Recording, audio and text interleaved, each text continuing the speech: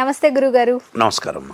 గురుగారు, ఇప్పుడు మీనరాశి వారికి శని వక్రగతి అన్నది ఎలా ఉండబోతుంది అసలు? తప్పకుండా అమ్మ. ఓం శ్రీ గురుభ్యో నమః. శని వక్రగతి యొక్క ఫలితం 138 రోజుల పాటు జూన్ 30వ తారీఖు నుంచి నవంబర్ 15వ తారీఖు వరకు కూడా 138 రోజుల కాలంలో శని వక్రస్థితిలోకి వెళ్ళిపోతుంది. అంటే పూర్వాభాద్ర నక్షత్రంలో కుంభరాశిలోనే శని ఉంటాడు.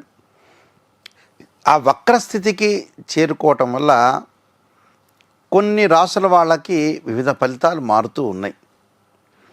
ఈ మారటంలో ముఖ్యంగా ఏవైనా సరే గ్రహాలనేవి అంతరిక్షంలో పరిభ్రమణం చెందుతూ ఉన్నప్పుడు ఒక గ్రహము దాని యొక్క వేగం తగ్గితే అది వక్రస్థితిలోకి చేరుకుంటున్నట్టు అర్థం. భూమి మీద ఉండే వాళ్ళకి ఆ గ్రహం అనేది వెనక్కి వస్తున్నట్టుగా మనకు తెలుస్తూ ఉంటుంది. అంటే ఏవైనా సరే సమ్ ప్లానెట్స్ అనేవి రొటేట్ అవుతూ ఉండగా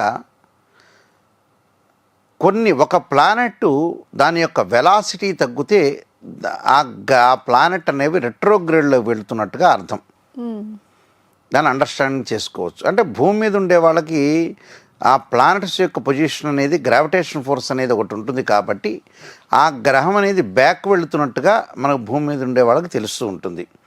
మనం భూమి మీద ఉన్నాం కాబట్టి గ్రావిటేషన్ ఫోర్స్ అనేది ఒకటి ఉంటుంది కాబట్టి దానికి ఆస్ట్రోఫిజిక్స్ చెప్తుంది. అంటే ఒక గ్రహం అనేది ఒక ప్లానెట్ అనేది వెనక్కి వెళుతూ ఉంటే దాని వక్రస్థితి రెట్రోగ్రేడ్లో ఉన్నట్టుగా అర్థం చేసుకోవచ్చు. సహజంగా రెట్రోగ్రేడ్ ట్రాన్సిట్ సిస్టమ్ వేరు, డైరెక్ట్ ట్రాన్సిట్ సిస్టమ్ వేరు అవుతుందని సంహితా గ్రంథాలు ఆస్ట్రాలజీ పరంగా మనకు తెలుస్తుంది. ఇక్కడ 3, 6, 11 స్థానాల్లో ఏదైనా సరే ఎనీ జోడియాక్ ఫ్రమ్ 3 and 6, 11 పొజిషన్స్లో ఉంటే గుడ్ రిజల్ట్స్ అని, అలా అదర్ పొజిషన్స్లో ఉంటే సహజంగా బ్యాడ్ అని, మిక్స్డ్ రిజల్ట్స్ వచ్చే అవకాశం అనేది ఒకటి ఉంటుంది. అంటే this is the transit system, అంటే గోచారీత్య ఫలితాలని చెప్తాం మనం. దీనిలో మనకి ఇప్పుడు కుంభరాశిలో రెట్రోగ్రేడ్ అయింది. ఈ కుంభరాశిలో రెట్రోగ్రేడ్ కావటం వల్ల మనకి మీనరాశి వాళ్ళకి ఎలాంటి రిజల్ట్స్ వస్తాయి అంటే దాని వెనక స్థానాన్ని అబ్జర్వేషన్ చేయాలి, పరిశీలన చేయాలి. వెనక స్థానం అంటే మీనరాశి వాళ్ళకి కుంభరాశిలో శని సంచారం ఉంటే మకర రాశి యొక్క ఫలితాలు వచ్చే అవకాశం ఉంటుంది. అంటే లాభస్థానంలో శని ఉన్నట్టుగా మనం చూడాలి.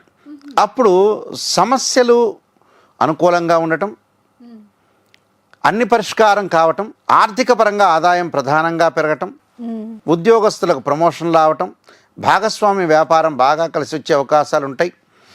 అలానే వీళ్ళకి ప్రతి పనిలో కూడా అనుకూలమైన ఫలితాలు జరగటం, అన్ని సమస్యలు పరిష్కారం కావటం, అధికారుల యొక్క అనుగ్రహము, ఉద్యోగంలో ప్రమోషన్లు, నిరుద్యోగులకు కూడా ఉద్యోగ అవకాశాలు, అలానే భాగస్వామ్య వ్యాపారం బాగా కలిసి వస్తుంది, నూతన వ్యాపారాలు ప్రారంభం చేయొచ్చు.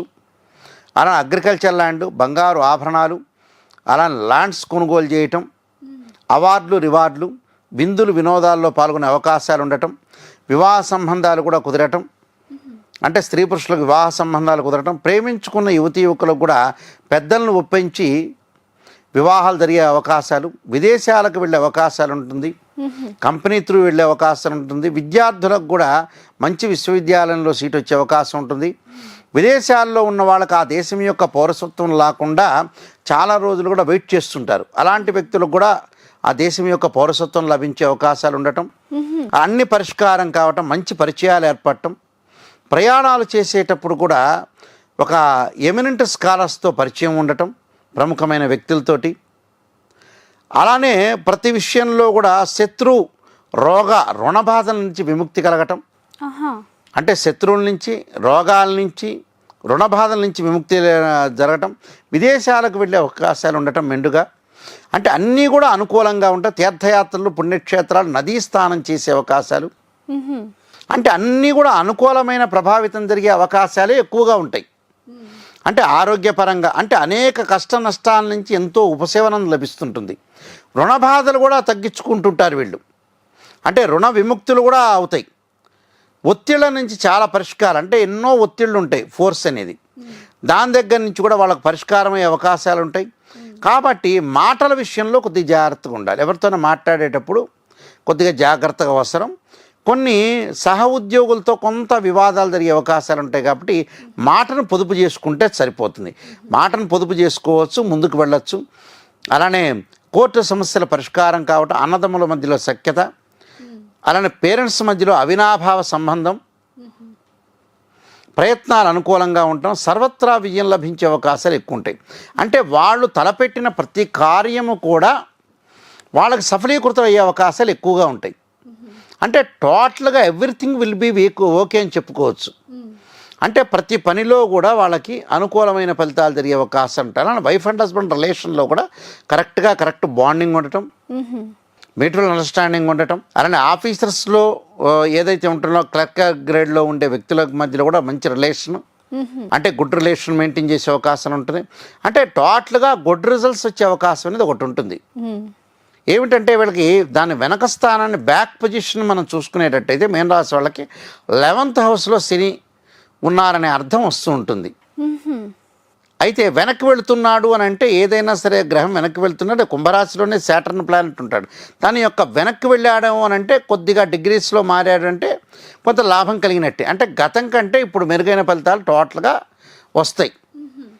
అంటే గతం కంటే కూడా చాలా మంచి రిజల్ట్స్ వచ్చే అవకాశాలు ఉంటాయి. కాబట్టి కొంత బాగున్నాడు అంటాడు. కుంభరాశిలోనే బట్టి ఉంటాడు. అది మీన రాశి వాళ్ళు వ్యయ స్థానమే కావచ్చు, కానీ లాభస్థానం యొక్క ఫలితాలు వచ్చే అవకాశం అనేది ఎక్కువగా ఉంటుంది. అంటే డిగ్రీల యొక్క పొజిషన్ మారుతూ ఉంటే బ్యాక్ వెళ్తున్నట్టు అర్థం. బ్యాక్ వెళ్తున్నారంటే కొద్దిగా ఉపశమనం లభిస్తున్నట్టు అర్థం. అంటే ఎంతో ఉపశమనం లభిస్తుంది. ముఖ్యంగా ఆదాయం యొక్క ప్రయత్నాలన్నీ కూడా విజయవంతం అవుతాయి. ఆర్థిక సమస్యలన్నీ తొలగిపోతాయి. ఎవరైతే ఫైనాన్షియల్ పరంగా క్రైసిస్ అనేది ఉంటుందో ఎకనామిక్ క్రైసిస్ అంటారు. ఈ ఎకనామిక్ క్రైసిస్ ఉంటే వాళ్ళందరికీ కూడా అవన్నీ కూడా తగ్గే అవకాశాలు ఎక్కువగా ఉంటాయి.